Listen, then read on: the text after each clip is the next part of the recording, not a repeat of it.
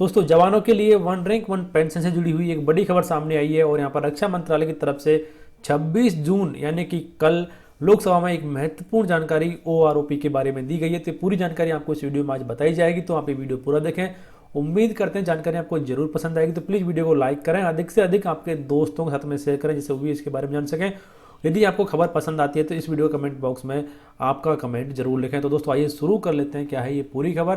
दोस्तों, जैसे कि आप यहाँ पर देख पा रहे हैं, ये 26 जून 2019 को लोकसभा में पूछा गया एक प्रश्न है और उसके जवाब में भूतपूर्व सैनिक कल्याण विभाग की तरफ से क्या जवाब दिया गया है वो भी यहाँ पर आपको आज इस वीडियो में बताया जाएगा। तो सबसे पहले यहाँ पर श्री गोपाल शेट्टी जी के द्वारा ये प्रश्न पूछा गया था कि क्या रक्षा मंत्री जी यह बताने की कृपा करेंगे कि वन रैंक वन पेंशन योजना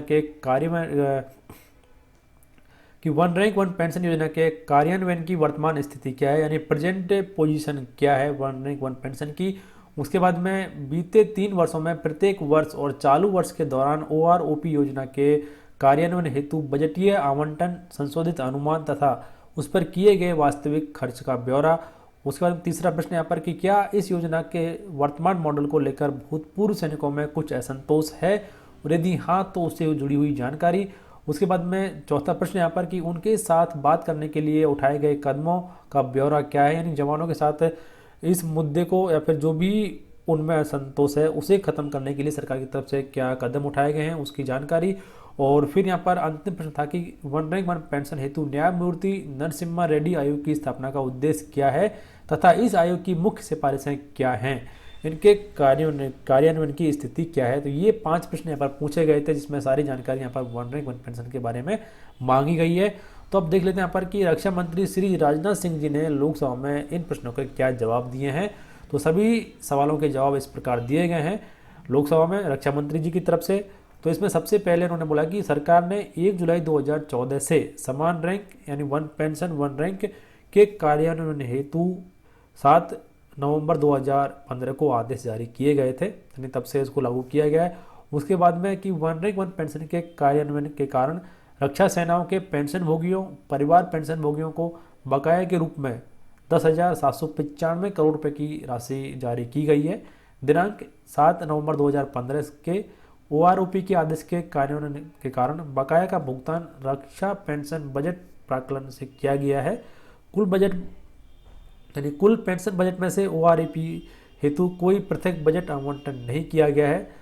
यद्यपि कुल पेंशन बजट में से ओआरओपी के हिसाब के लिए जारी की गई जो राशि है वो इस प्रकार है। तो यहाँ पर लगभग 10,795 रुपये खर्च किए जा चुके हैं 2017-18 तक। उसके बाद में यहाँ पर जो तीसरा और चौथा प्रश्न है उसका जवाब इस प्रकार दिया गया है कि कुछ भूतपूर्व सैनिक संघ पेंशन के निर्धारण संबंधी पद्धति, उसके संशोधन की आवश्यकता इत्यादि में बदलाव की मांग कर रहे हैं। सरकार ने ओआरओपी के कार्यान्वयन के कारण उत्पन्न विसंगतियों यदि कोई है की जांच करने हेतु 14 दिसंबर 2015 को ओआरओपी पर एक सदस्यीय न्यायिक समिति यानी ओएमजेसी गठित की है, यानी सरकार ने एक कमेटी का गठन इस पर किया हुआ है।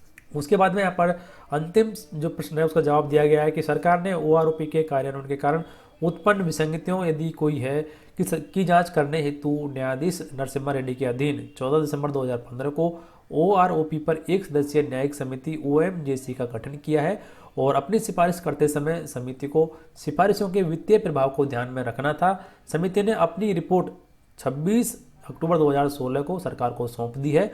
ओएमजेसी की सिफारिशों की व्यवहार्यता और वित्तीय पहलुओं के संबंध में जांच करने हेतु सरकार द्वारा एक और आंतरिक समिति का गठन किया है। मामला उक्त आंतरिक समिति के जांचाधीन है। तो यहाँ पर अभी भी सरकार ने जो आंतरिक समिति गठित की थी उसके पास में रिपोर्ट अभी है और जब तक आंतरिक समिति इस रिपोर्ट को फाइनल नहीं करती है यहाँ पर वन रैंक वन पेंशन के बारे में आगे की क्या कार्रवाई सरकार की तरफ से की जाएगी उसकी जानकारी देना मुश्किल यहाँ पर सरकार की तरफ से भी हो गया है।